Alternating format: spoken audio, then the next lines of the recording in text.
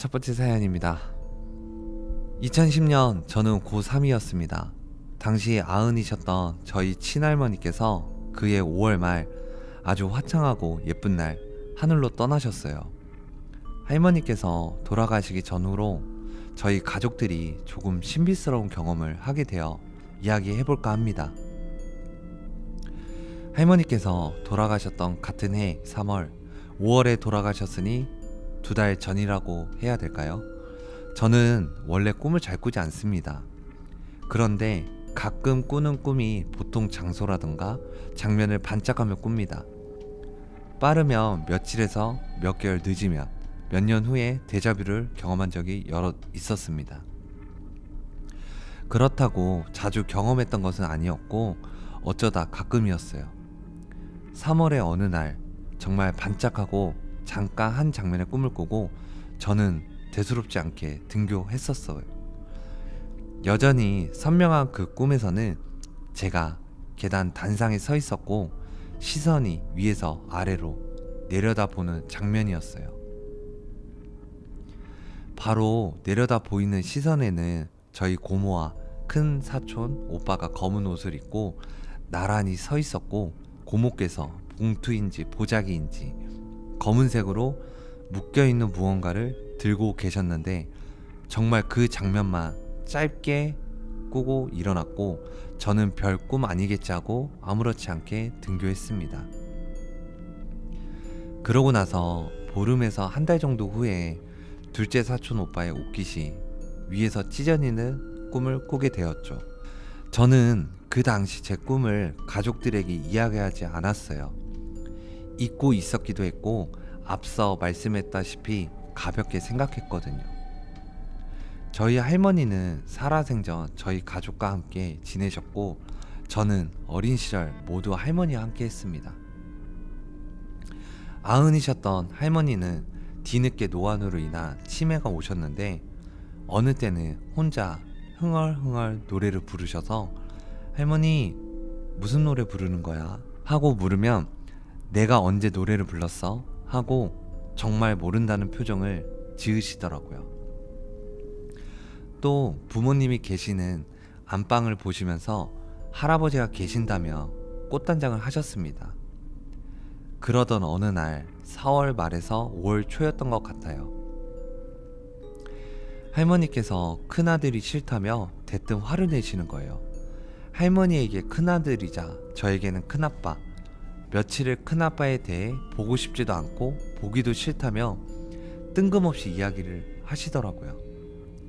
부모님은 그런 할머니의 모습을 보며 큰아빠를 보고 싶어하는 마음을 정떼려고 괜히 저렇게 말씀하시는 것 같으니 큰아빠 댁으로 얼른 가자며 모시고 큰아빠 댁으로 향했습니다. 도착 후 할머니 표정도 너무 밝아지셨고 여느 때와 다름없이 서로의 안부를 물으며 명절 같은 분위기로 따뜻하게 지내고 있는데 밤이 깊어지면서 할머니께서 조금 이상한 행동을 하셨습니다. 침대에 누워 계셨던 할머니가 갑자기 걸걸한 목소리로 담배를 가져오라며 소리를 지르시는 거예요. 그 걸걸한 목소리는 절대 할머니의 평소 목소리가 아니었습니다. 이날 사실 온 가족들이 모여 할머니와 함께 했습니다. 고모께서 종이를 말아 담배인 척 하려고 했는데 할머니께서 이거 담배 아니니까 담배를 가져오라며 화를 내시며 다그치시더라고요. 뒤늦게 둘째 오빠가 담배를 사와서 피셨습니다. 할머니께서 평소에 흡연을 했다? 아닙니다. 할머니는 비흡연자셨어요. 나중에 고모께 물어보니 할아버지가 찾아오신 것 같다는 말씀을 하시더라고요. 어리둥절했습니다. 누워 계시던 할머니가 다리를 꼬고 평소에 담배를 피웠던 사람 마냥 너무 자연스럽게 흡연을 하시는 모습이 정말 다른 사람 같았어요. 그 이후 할머니는 큰 아버지 댁에서 지내게 되셨고 아무래도 큰 아빠 댁 식구들 모두 일을 하다 보니 할머니와 함께 할 수 없어 요양원에 모시게 되었어요. 요양원 생활이 시작되면서 할머니의 상태는 안 좋아졌고 그렇게 할머니께서는 하늘로 떠나셨습니다. 개인적으로 조금 속상한 것은 할머니께서 떠나던 날 희한한 만큼 6인실 병실이었는데 큰 병실에 입원한 사람이 할머니 뿐이었고 쓸쓸히 떠나셨다는 이야기를 들었거든요. 아무튼 장례가 치러졌습니다.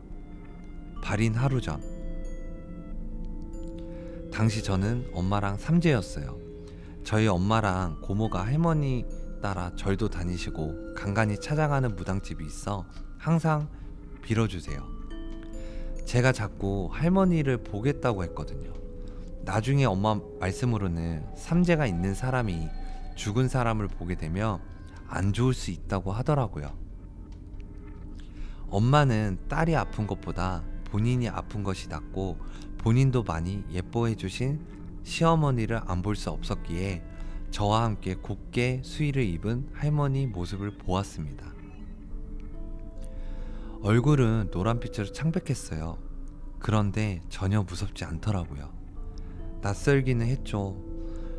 편안해 보이는 할머니 얼굴을 보며 손을 살포시 잡고 조심히 가시라고 말씀드리며 울었던 것 같아요. 발인날 장례식장이 지하였고 출입구도 하나뿐이라서 관이 나가려면 계단을 올라야 합니다. 관이 나가기 전 분주히 준비를 하는 시간에 아무 생각 없이 제가 출입구 계단을 몇 단 올라갔어요.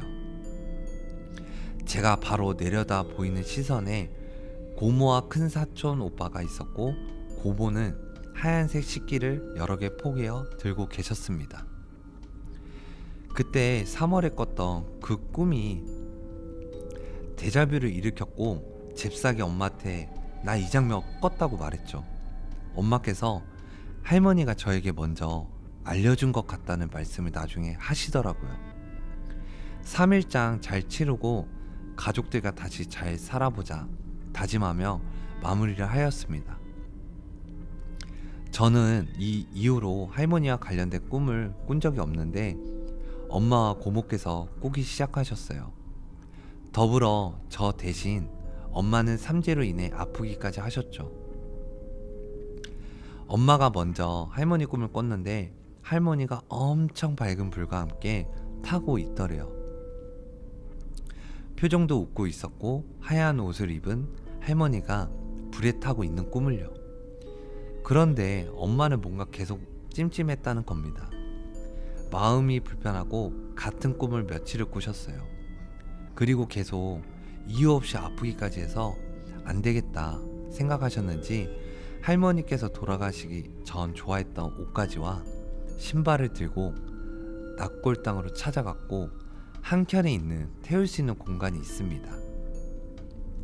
그곳에 할머니께서 좋아하시던 물품들을 태우기 시작했어요. 정말 잘 타더라고요. 불이 저렇게 활활 오를 수 있구나 싶었던 저는 아무렇지 않게 할머니가 빈손이었나봐 라고 이야기했고 엄마는 오해를 했습니다. 한참을 타들어갈 때 납골당에 노들던 까마귀 2마리가 저희 위로 놀다 가더라고요. 정말 신기했어요. 새 2마리가 서로 놀며 날아가는 모습은 드라마나 영화에서 뭔가 의미를 두는 장면처럼 실제로 본 적이 없기에 더욱 놀라웠습니다. 그 모습을 본 아빠께서 할아버지와 할머니가 고맙다고 인사하는 것 같다 하시더라고요. 어르신들은 덤덤히 말씀하시고 표현하시더라고요. 사식구제도 잘 지냈고 그 이후 고모께서 집 이사로 인해 문제가 있어 골치를 앓았던 적이 있었어요. 그때 한번 할머니께서 꿈에 정말 너무 무섭게 화장을 하고 나타나셨대요. 그래서 고모가 꿈에서 엄마 무슨 화장을 그렇게 하고 왔어? 라며 할머니께 말을 걸자 할머니가 매서운 눈으로 고모를 바라봤다 하시더라고요. 그 꿈을 꾸고 집 문제를 해결하려고 부동산에 들어서자 할머니와 똑같은 화장을 한 여자를 만났고 그 여자가 집주인이었다고 해요. 아마 조심하라고 할머니께서 일러주셨던 건 아니었나 생각해요. 지금은 할머니께서 우리 곁을 떠나신 지 10년이 넘었습니다. 아직도 저는 할머니가 오랜 여행을 하고 계신다고 생각해요. 그 정도로 실감이 크지 않습니다. 저는 예전처럼 데자뷰 꿈도 더 안 꾸고 어느새 한 아이의 엄마, 한 남자의 아내로 가정을 이루고 있습니다. 할머니를 혼자 외롭게 보낸 것 같다는 속상함도 있지만 분명 하고 싶은 말씀이 있었던 것 같아요. 그래서 그 말을 못 들어준 것이 가장 속상합니다. 사실 할머니가 이렇게 갑자기 떠나실 줄은 몰랐거든요. 너무 빠르게 성급하게 가신 것은 아닐까 싶어요.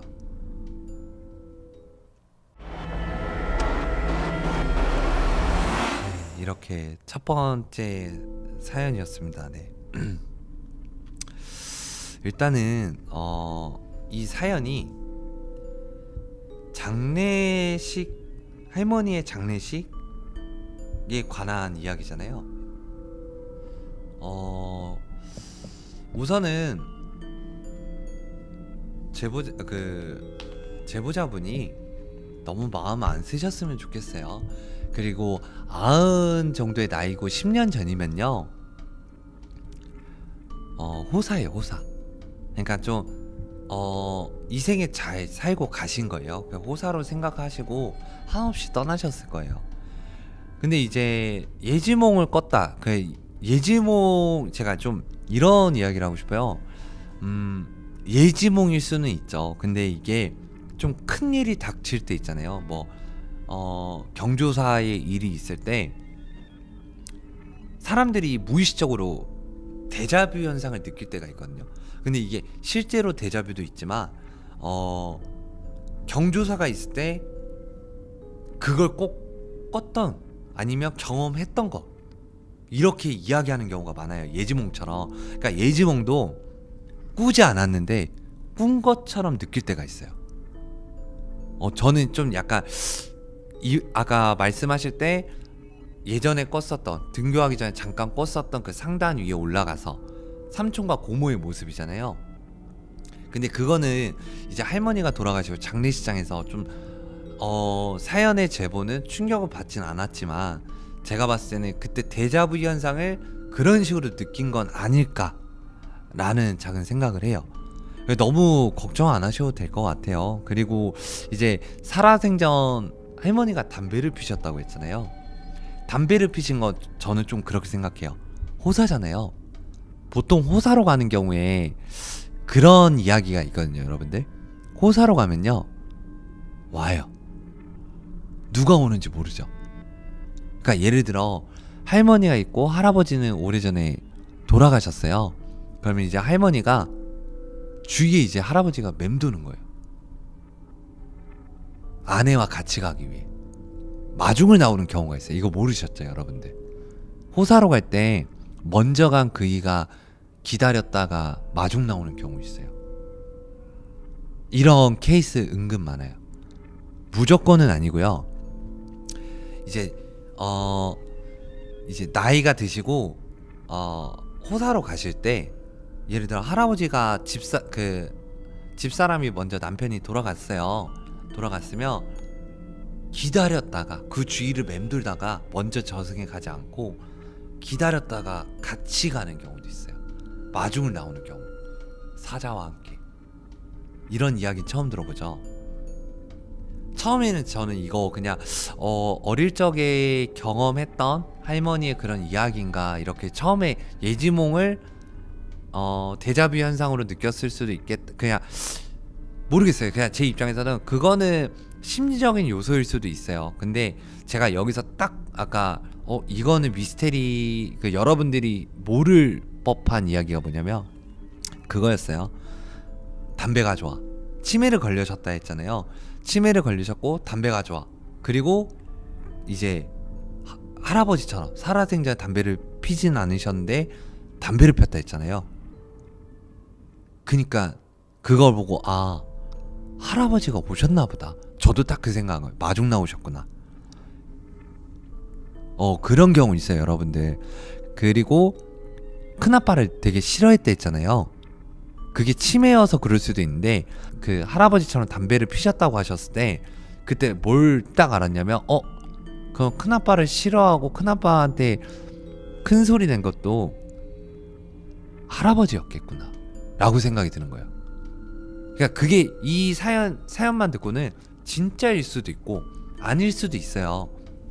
그냥 심리적인 요소들 때문에 그렇게 경험할 수는 있는데, 제가 이제 이 내용을 전체적으로 딱 봤을 때, 먼저 가신 할아버지가 할머니와 같이 저승길 가기 위해서 기다렸다 같이 가셨구나 라고 딱 생각이 드는 거예요. 왜냐면 살아생전에 큰아빠한테 막 화를 냈을 수도 있어요. 그래서 전체적인 내용을 딱 봤을 때는 이 제보자분이 다 그걸 목격한 게 아닐까 생각이 듭니다. 근데 진짜 그런 경우 있어요. 먼저 가신 분들이 기다렸다 같이 가는 경우도 있고, 아니면 이제 멀리서 지켜보다가 갈 때쯤에 마중을 나가 같이 손잡고 가는 경우도. 근데 이게 좀 드물어요. 이거는 좀 약간 막 끝이 좋은 이야기잖아요. 근데 안 좋은 케이스도 있어요. 무조건 그런 건 아니에요. 안 좋은 케이스도 있어요. 그리고 아까 삼재 때 돌아가신 분을 보면 안 된다라는 거는 조금 뭐라 그럴까, 와전된 이야기라고 좀 보여져요. 근데 어머니가 아프셨다 했잖아요. 근데 여기서 또 이 사연에 대해서 또 삼재잖아요. 어머니와 제보자분 따님이 두 분이 삼재였잖아요. 근데 삼재도 무조건 타는 거 아니에요, 여러분들. 무조건 타는 건 아닌데, 아까 어머니가 저 때문에 아프신 것 같아요 라고 딱 얘기했을 때, 이게 초등학교 때 경험한 사연이잖아요. 초등학교 때 경험한 사연인데 삼재는 어린 아이들을 안 탑니다.